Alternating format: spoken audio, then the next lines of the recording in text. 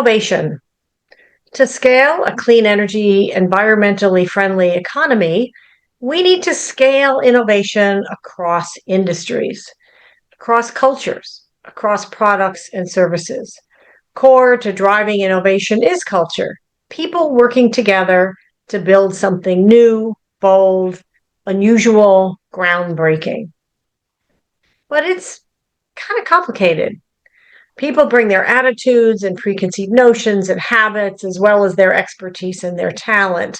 And we want women to have leadership roles in these companies, big and small, across industries. So, how do we build a culture that supports, even drives innovation with a range of voices at the table? How do we create a culture that embraces new ideas no matter who they come from? Today, we're going to find out from a woman whose new book is exactly about this, based on her decades in tech leadership and as CEO of the largest organization for women in technology. So put on your earbuds or turn up the volume, grab a pen and pad or tablet to take notes, and let's get started. Welcome to Electric Ladies Podcast. We share stories, insights, tips, and advice from remarkably innovative women working on the front lines of corporate responsibility, energy, sustainability, climate, and ESG-related issues. I'm your host, Joan Michelson. We talk about innovation, leadership, technologies, and careers, always bringing a new perspective. Find us anywhere you like to listen to podcasts, on our website, electricladiespodcast.com, and through my Forbes articles as well. And please pass it on to your friends. If you're so inclined, leave us a 5-star review. It helps other people find us. And if you can be in Dallas on April 22nd, please join us at the Earth Day Women's Summit that I am producing and emceeing. It's part of the renowned EarthX 2025 event with an amazing all-star lineup. We're focused on highlighting the unique solutions and perspectives that women bring to this issue, and we have a hands-on working session about solutions to the climate crisis. It's really going to be fun. We'll also have some bells and whistles that you'll find out when you get there. So ping me about it on LinkedIn or go to electricladiespodcast.com and search Summit for details. I look forward to seeing you there. This episode is brought to you by Competent Boards, a comprehensive training program for board members and aspiring board members. I'm faculty there, and I have the sustainability and ESG designation myself. It gives you the skills, strategic perspective, and confidence needed for today's boardrooms, especially around the kinds of issues we talk about on Electric Ladies Podcast. It's great networking too, by the way. You can find them at competentboards.com. One more quick thing before we get started. If you are at an inflection point yourself, looking for support with your career or your ESG work, especially in this insanity, please reach out to me. In all the chaos swirling around us, there is a lot of opportunity, and we don't want you to be flailing. You can find me on LinkedIn at Joan Michelson and shoot me a note to tell me that you're a listener. No matter what industry you're in, by the way. Innovation requires new ideas coming to the table, being tried and tweaked and reshaped until something works. That means people come together to brainstorm, bringing ideas of their own and massaging their colleagues' ideas. The thing they're creating is developed as a prototype in some form or another. They test it out. Maybe they test it in the marketplace on a small scale. And maybe, just maybe, it goes out into the larger marketplace. And if they're super lucky, it makes the world a better place, or at least makes lives easier, safer, or more fun, maybe. Right? More affordable, more efficient. We'll see. Hopefully it makes our lives better in some way. I kind of get high when I'm doing creative brainstorming, to be honest with you, with people. I love it. But that process can also be, well, kind of treacherous and conflict-ridden and tense. We need massive innovation more than ever to tackle the climate crisis, but it's more complicated than ever today, too, because of the political and social undercurrents pulsating through our communities today. So how do we do it?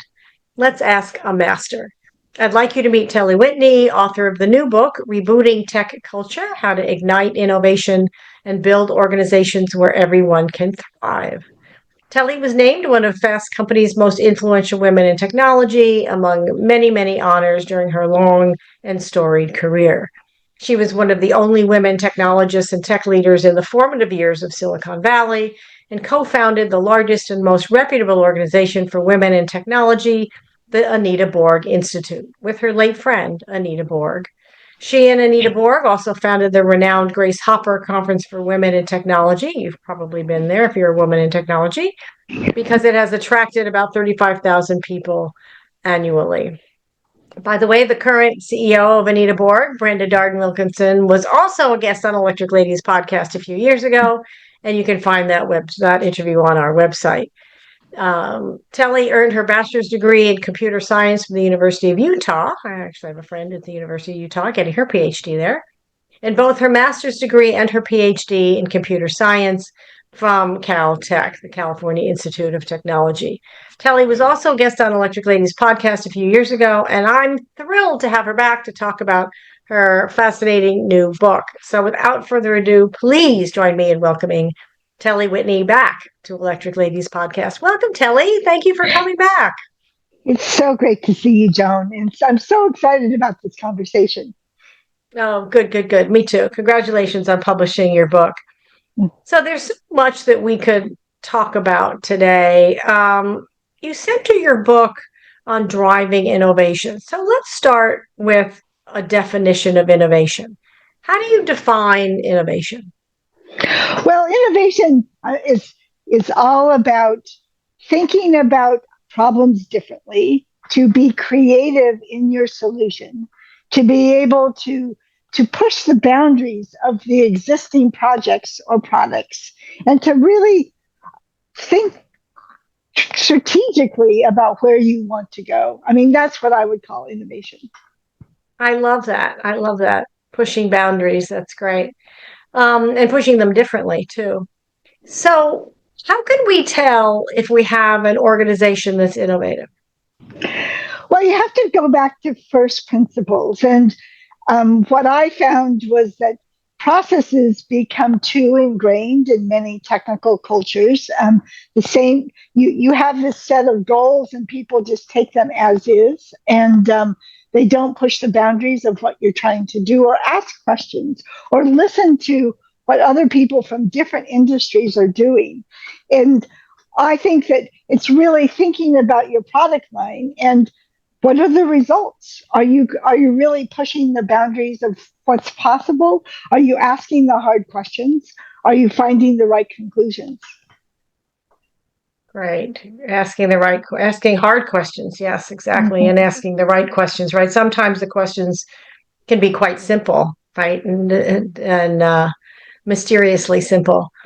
Can I answer? There's Ed Catmull at Pixar wrote a book on creativity, and some of his comments really stick with me deeply because I mean, of course, you have to be creative when you're creating these animation pictures, and you really want to be at the table with peers. I think that that's the hardest part, is recognizing that you want to have everybody contribute as you're brainstorming about new ideas and what's possible. You said with peers. What do you mean by peers? Because I would think that people at all different levels would be good to have at the table. Certainly, but in that conversation, all of those people are peers, and that's the real trick. Is that you have the CEO and the vice president of product and whatever else, but when you're having a conversation about new ideas, you want to be able to say that you respect everybody at the table, and so you're really leaving your titles behind, and that's I what I love mean that. by peers. I love that. You're considering them as peers in the moment, regardless of their what their title is. That's perfect. Yeah. So, kind of to that point, you say that to drive innovation, that culture is critical.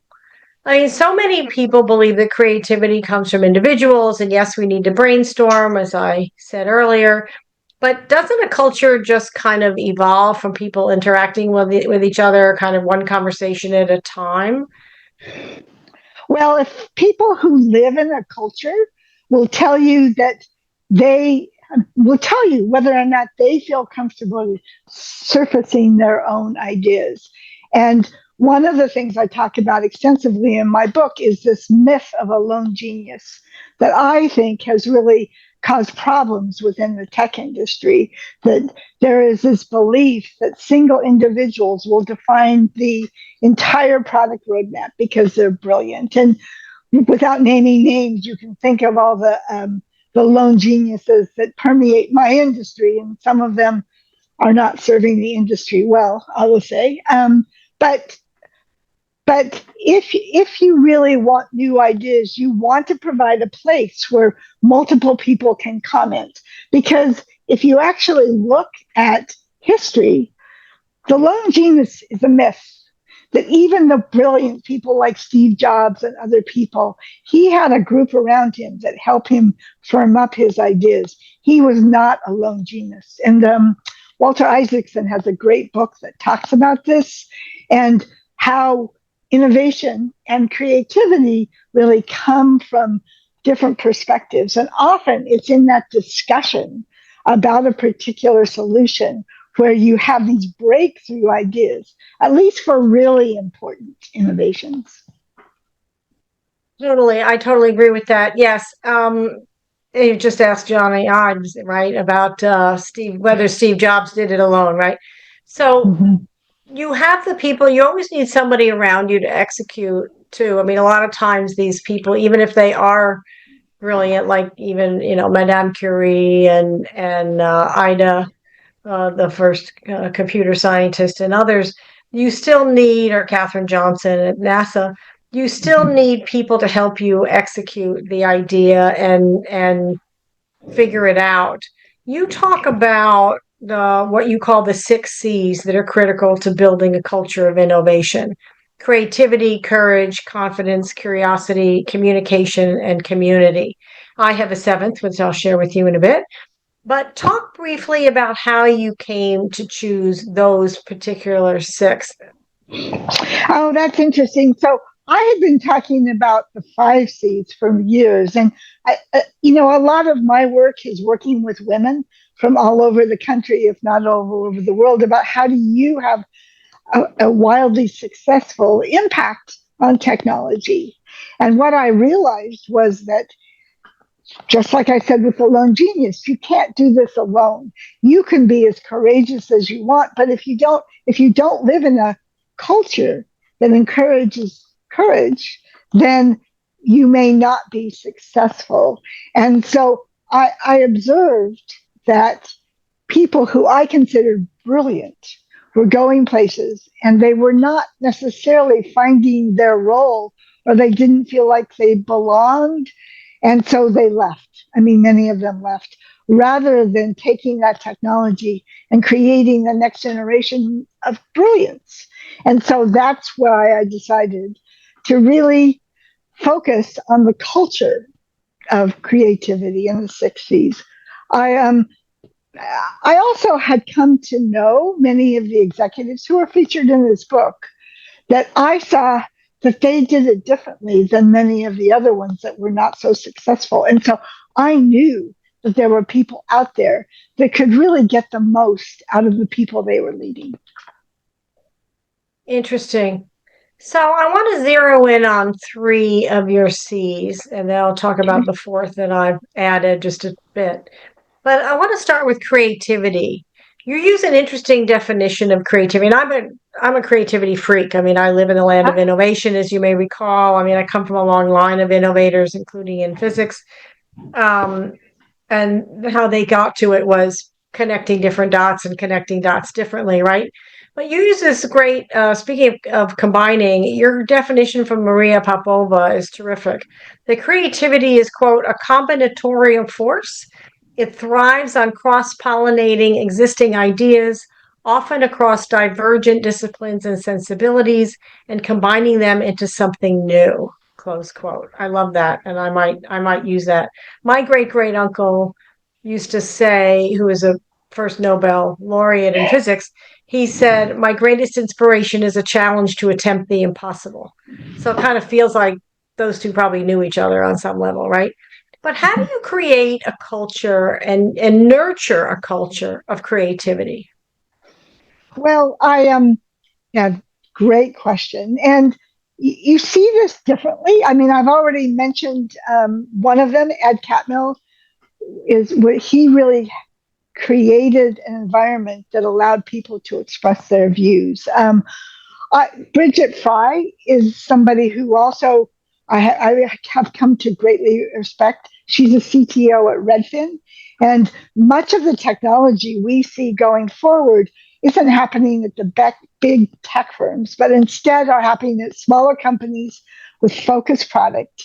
And yet, she had a real commitment to finding ideas from across her staff.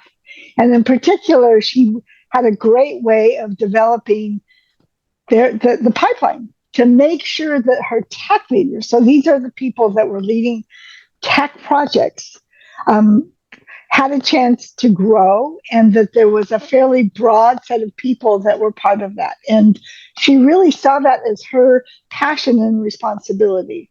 I do think that there's other ways that other people found creativity. I mean, Anna Pinczak, who was at Anaplan for many years, she talks about the three E's, which is exposure, experience, and education. And she helped to take those approaches and bring them back to a creative workforce. Yes, definitely. I like that one too. Experience, exposure, experience, and education, right? Those are really important. But how do you have some really interesting action steps in the book? And just for full disclosure, anybody who can see the video, I literally like read this entire book and have 80 million notes in it. Um, but you give some great action steps at the end of each chapter, and you talk about building in like ingraining creativity into the culture. So, for example, I knew Jerry Hirschberg, who unfortunately has left us, but he was the first president of Nissan Design International, and he talked about closing shop and taking everybody to a museum for the day, or fanning them out to dealerships to find out what real people buying real cars were looking for instead of just getting the market research, quote unquote, right? But he also talks about giving people projects that were completely different from cars, like a vacuum cleaner for to design a vacuum cleaner for Japan, Mm-hmm. or a boat for someplace else. So are there steps that people can put in their organization, especially as they one of the things you talk about is as they get bigger, you can get sort of sclerotic, right? And kind of not be so easy to innovate.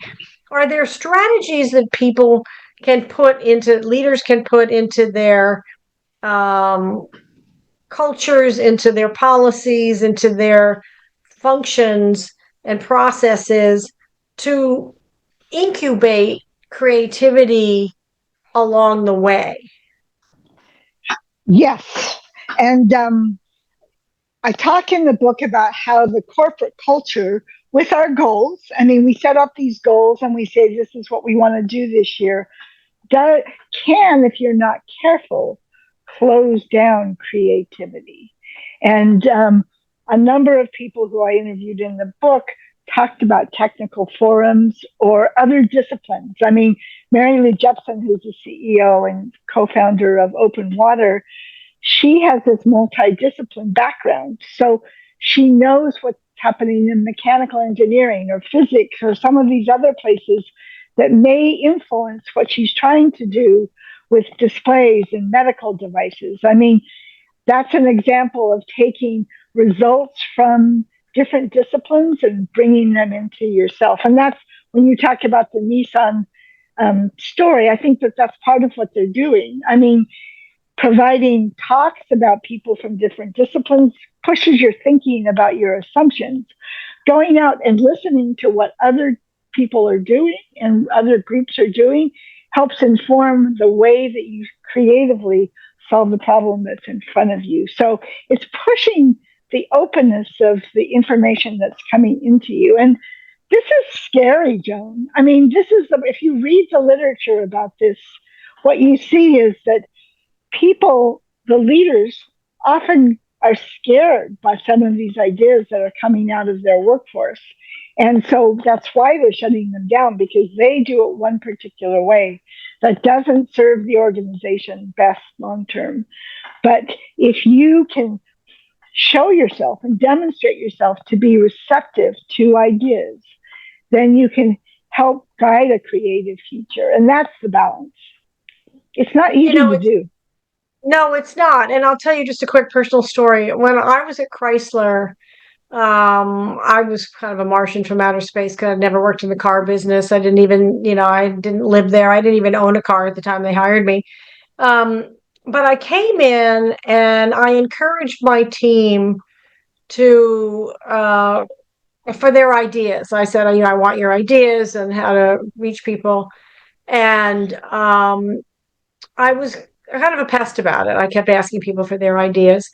And about 3 weeks in, one of my staff came into my office and closed the door and said, "We love that you want our ideas, but give us some time because we're not used to anybody wanting them. Mhm. And we have to find them again and come up and like rebuild that muscle." So it's just exactly what you're talking about, right? If you don't constantly ask people for that, for their ideas, then they're going to think they're not welcome, right?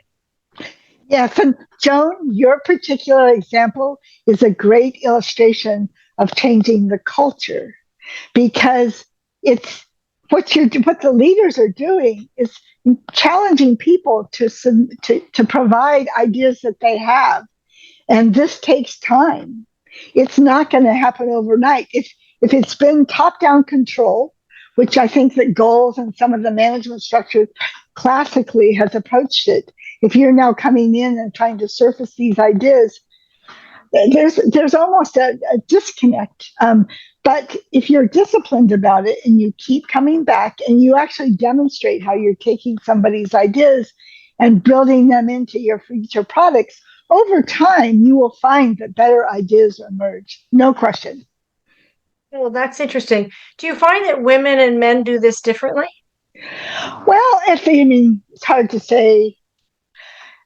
This is a dangerous subject, because, or can be dangerous subject, because all too often women are put in a box of they have these characteristics. They're going to impact the world. They're going to make it good. And, oh, they're very good at taking notes. So you have to be a little careful, because the men and individual people are going to do it differently. But having said that, I do think that I see women wanting to take care of the system level issues more frequently than men. That men have, I mean, we're seeing this around us right now today. Of men has, they have a culture that they've been indoctrinated in, and even if they want to change, that competitiveness and the real push for this is the way to do it, they've been taught it their whole life. So I find that many men and women are changing the way that they approach work. And the best, so if you have teams that really are, have a lot of men and women in them, the resulting products probably will do look differently than products created with one gender only. Yeah, I would bet. And they come at things from a different point of view, right? Mm-hmm. So, by the way, my seventh would be kind of what I did at Chrysler. It would be catalyst. My seventh Uh-huh. C would be catalyst because I think you need to have a spark, right? You need to have somebody who's the spark.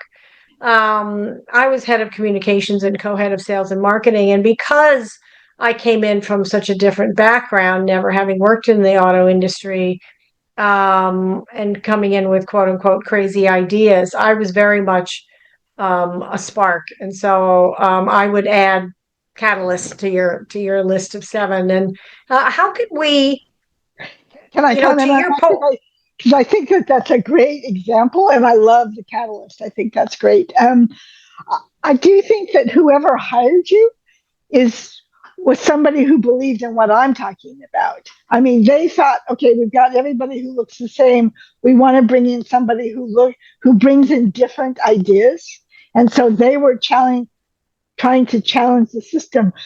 Often that there's some friction during that period. I don't know if that happened with you, but if the leaders may believe you need a catalyst, but not everybody is on board.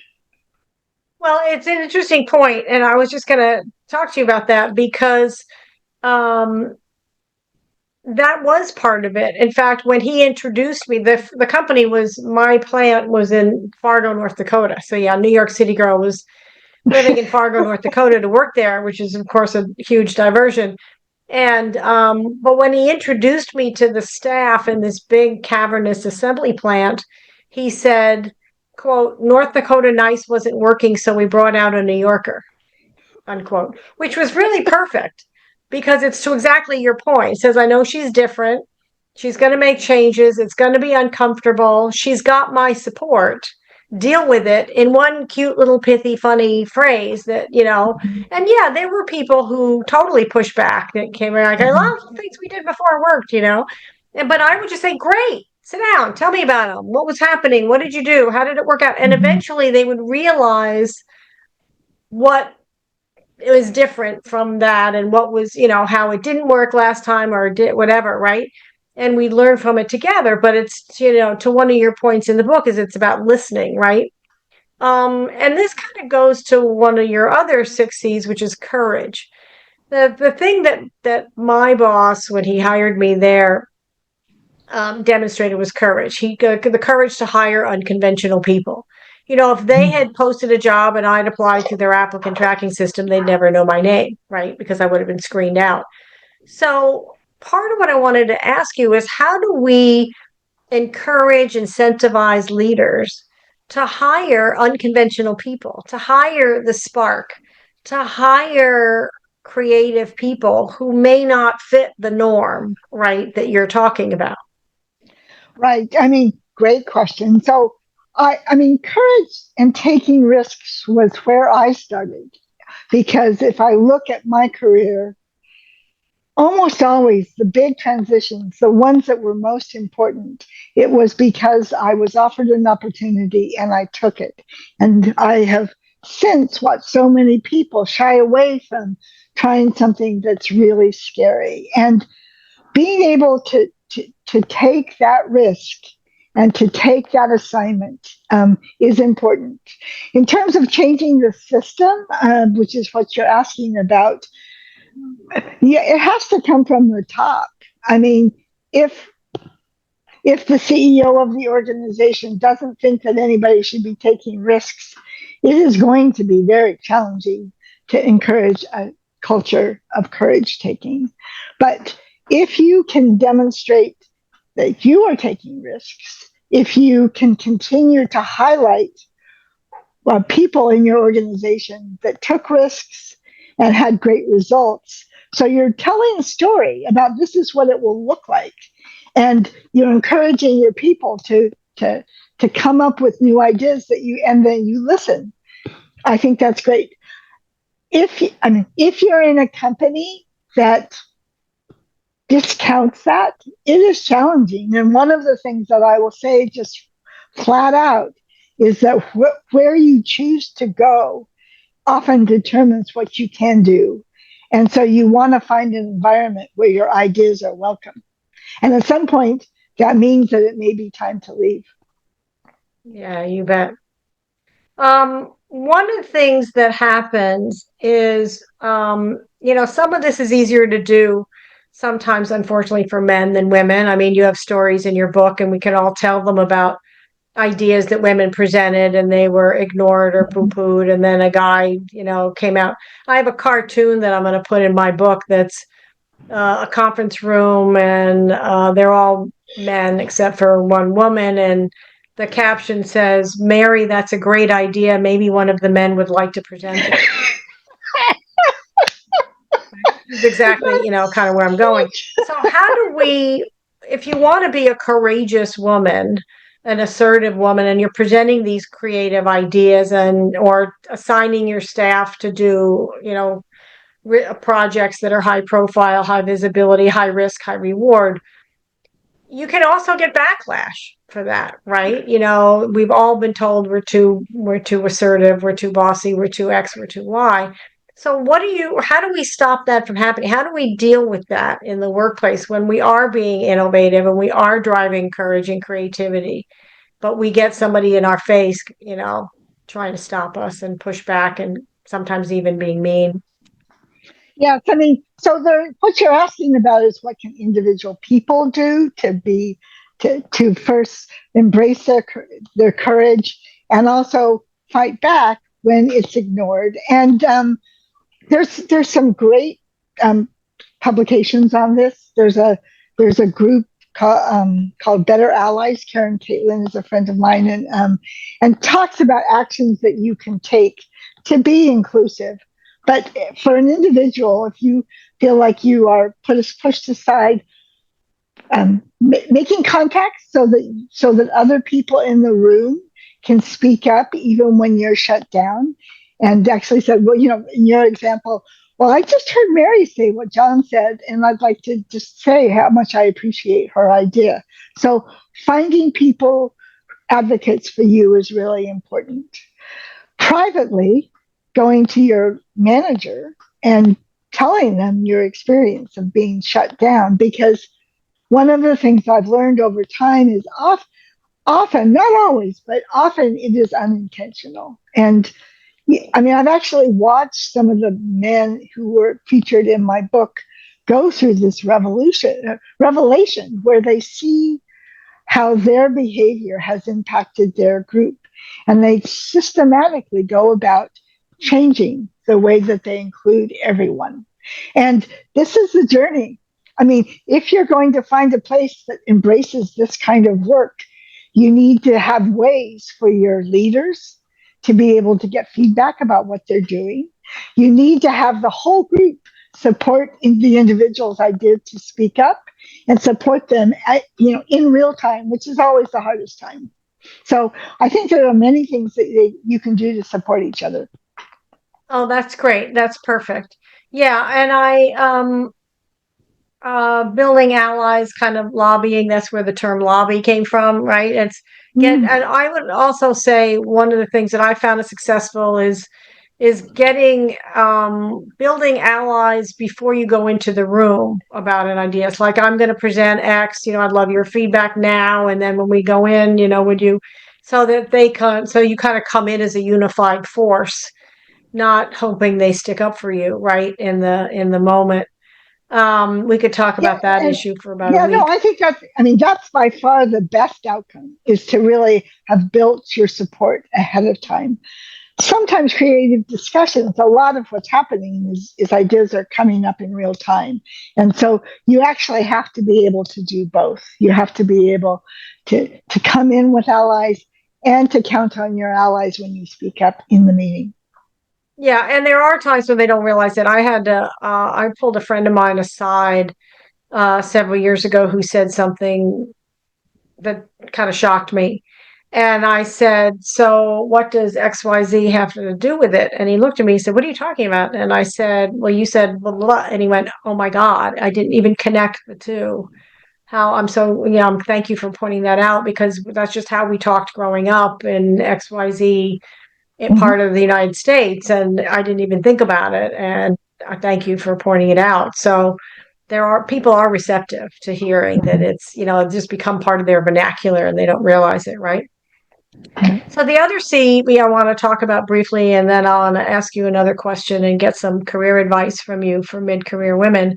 But your other one is curiosity that I want to talk about, because you can't, it takes courage to challenge assumptions, and then you talk about curiosity as well to challenge assumptions, right? About the importance of curiosity to innovation and how it incentivizes people to ask more questions, right?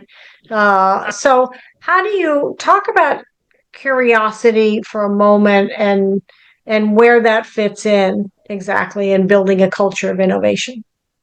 Right. I mean, I always think of curiosity as the building block to creativity. I mean, courage is then taking these ideas and being able to go with it. But if you think about it in your real life, as you try and develop new skills, if you try and take on a new hobby, it's really that curiosity of how is this done that feeds into the results that you do.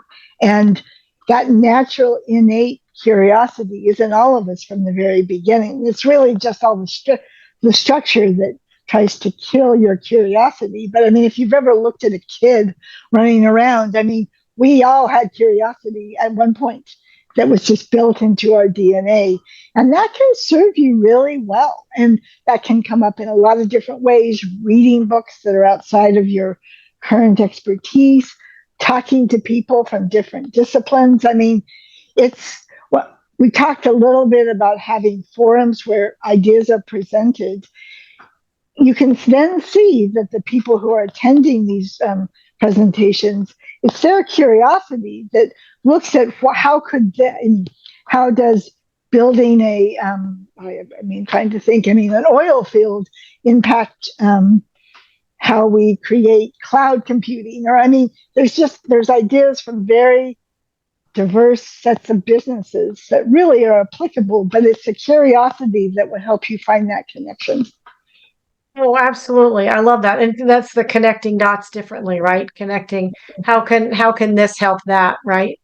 Right. Um, so before I get some advice from you, just really quickly, we've seen so much change and innovation and Moore's law left in the dust the last several years, and there have been a lot of changes. You're in Silicon Valley. There've been a lot of changes in Silicon Valley and how Silicon Valley is perceived and sort of as the home of tech innovation. How has the culture shifted over time and the idea of culture shifted over time in your view? In Silicon Valley, I mean, I think that one of the challenges for Silicon Valley is its focus on the money. I mean, I when I when I first got to Silicon Valley, and my PhD thesis advisor, I mean, his advice was you want to focus on the science, and everybody around us, they were getting wealthy. I mean, no question, but they weren't getting wealthy as an end result. It was because they were focused on the ideas, and the ideas were novel and different and important, and because of that, they were wildly successful. And that, to me, is technology innovation at its best. At this particular point in time, one of the hardest parts is so many people focused on money for money's sake. That really we're going to do this because I want to be wealthy, and it's a tricky consciousness to be able to articulate. But I truly believe that if we're going to have a better world, that yes, a lot of people will get rich, but it's because we're also thinking about new ways of doing things. And that's what's driving our future. And you can you can see this happening in real time with AI because I mean, there's actually an argument going on in the news because there's just some people who are passionate about the technology of AI and what it can do.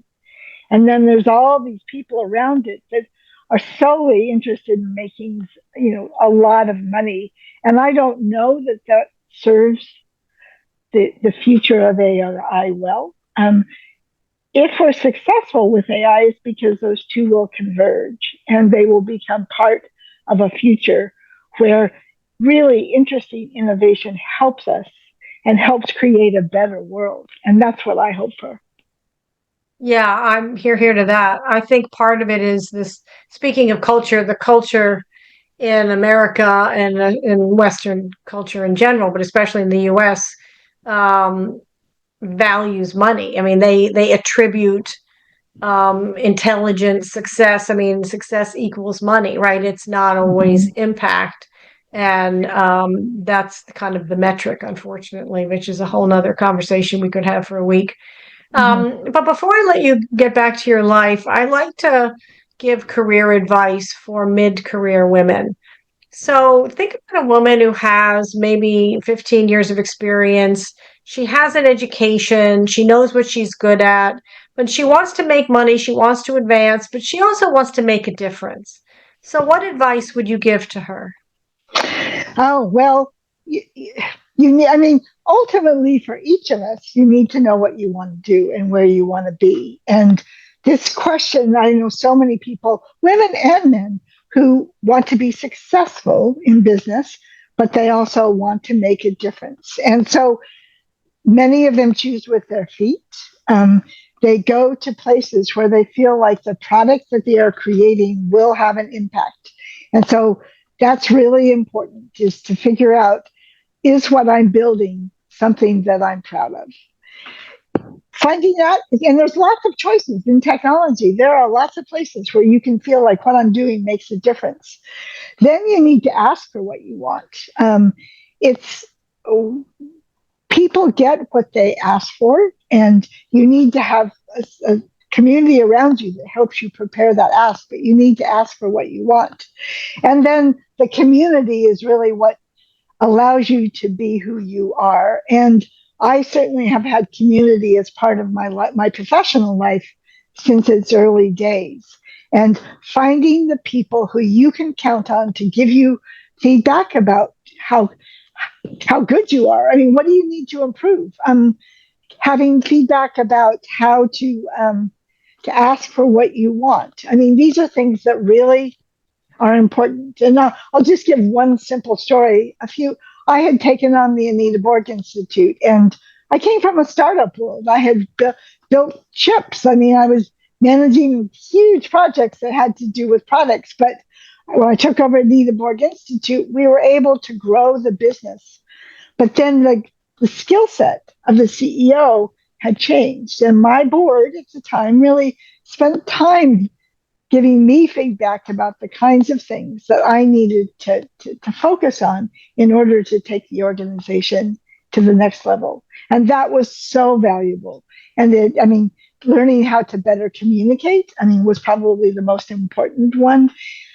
And just as an aside, for many engineers, especially women, but pretty much any engineer, they haven't necessarily been trained to communicate their ideas. And if you want to take your career to the next level, learning how to tell your story and what you want is really an important skill.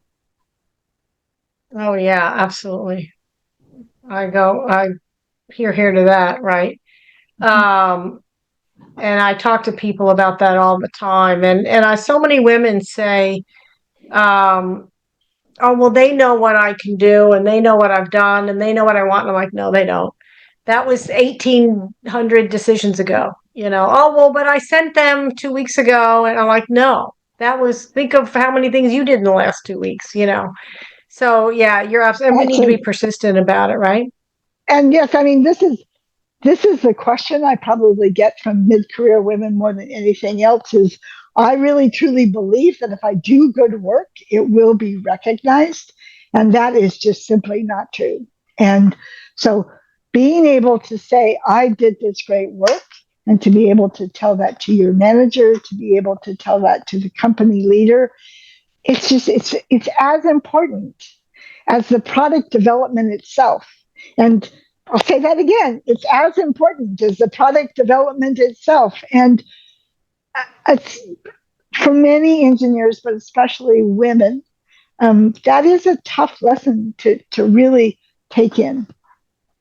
Well, it is. I mean, there's a lot behind that too. I mean, talking about culturally, I mean, women are so often trained to, be humble, be in the background. That talking about how good you are is arrogant or what have you. And it's not. I mean, there's a way to do it that just you tell a story, and you can do it in any of a number of ways. But you and I could probably do a workshop on that someday, and We could.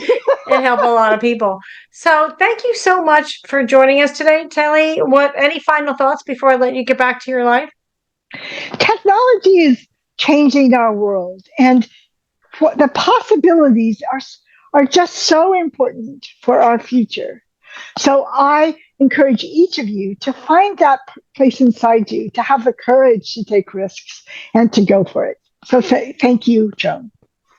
Oh, you're welcome. Welcome, Telle Whitney. And I highly recommend her new book, and not just because she's here with me today. I really, really do think it's terrific, Rebooting Tech Culture.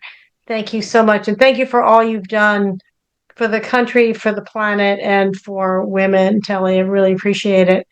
So, what do you think makes an organization innovative? What kind of culture do you think needs to be fostered to drive innovation and enhance women's ability to advance and create those very cool products that Telly was talking about? Post it to us on Twitter and Threads at Joan Michelson. Send us any questions there as well. You may win a complimentary 30-minute coaching session with me. I've met some wonderful people that way, by the way. And please subscribe to our mailing list to stay abreast of our amazing guests like Telly, our articles, and career advice. You can subscribe on our website, electricladiespodcast.com. I'm Joan Michelson. Thank you for joining us.